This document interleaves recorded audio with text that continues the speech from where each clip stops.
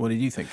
I really liked it. It's an interesting thing because obviously one of the things it does is essentially to revisit the central idea of wants, which is, you know, really sort of street level filmmaking, which is the story of a busker who then develops this relationship with a young woman via a Hoover repair, and they end up writing a song together. And of course, they ended up winning the Oscar for best song for Falling Slowly.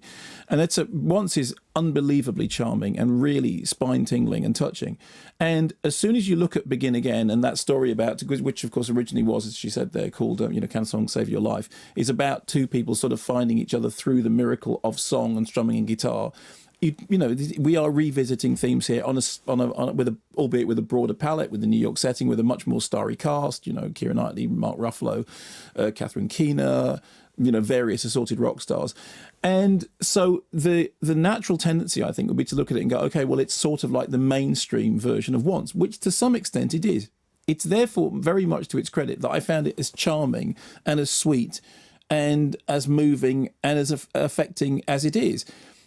The thing that he manages to do is to take this sort of vaguely preposterous idea of, you know, taking Keira Knightley's singer-songwriter, taking her out into the streets of New York, recording her around, you know, with all the trash cans and the car engines and the honking and the sirens and, you know, recording up on the rooftop, and make you actually think whilst doing it, yeah, that's right. You are going to get a sort of street sound that, rather than thinking just do it in the studio and put all that stuff on afterwards.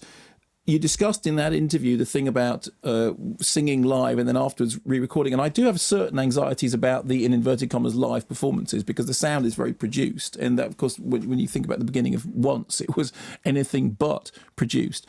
But the reason it works is because you like the characters. I mean, for a start, you know, it's been much quoted about how much in the past I was unkind about Keira Knightley's acting. I mean, I think Keira Knightley is a very fine actress now.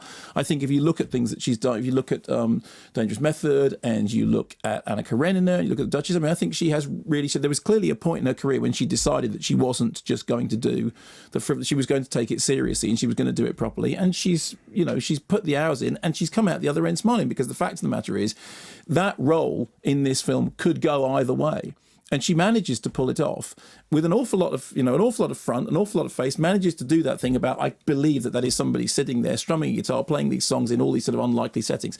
Mark Ruffalo is brilliant, because Mark Ruffalo, it's almost like his name tells you what he is. He is Mark Ruffalo, and he is very ruffled. That is what Mark Ruffalo does, and he's very good at it. And there's a wonderful thing at the beginning when you see the first song that she does, and you hear her doing it as this sort of stumbling, I mean, not quite as stumbling as I would like it to be, but there's this sort of stumbling acoustic number in a club. And then we revisit that, time loops round, we come back to Mark Ruffalo singing the song again, and as he's hearing it, he hears the, in inverted commas, orchestrations in his head, and he starts sort of arranging it, and it starts becoming something else. You suddenly cut to him hearing this other song, which is the moment just before we got to that clip when he says, okay, I'm in, this is what we're going to do.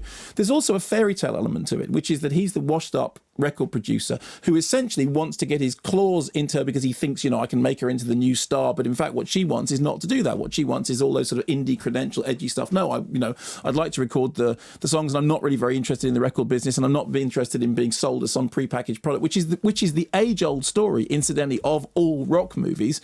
But they managed to make it sound fresh and new. And the reason they do that is because the characters themselves are drawn well enough that even when they're doing stuff that you've seen before and that you've heard before and you understand the trajectory of it, it doesn't matter, because you believe in the characters, because the incidental details, Haley Steinfeld and Catherine Keener as the sort of disrupted family around Mark Ruffalo, the fact that, I mean, there are moments of great humour in it as well, because John Carney is a director who's got an eye for the absurd. The moment when he's being fired from the record company and he says, I'm taking my paintings, and then he attempts to take his paintings off the wall, is laugh out loud funny, but also it's kind of tragic. On the downside, I don't think the songs are quite on the same level as the music for Once, which was so, I mean, that was why, you know, Once winning the Oscar was such a big deal.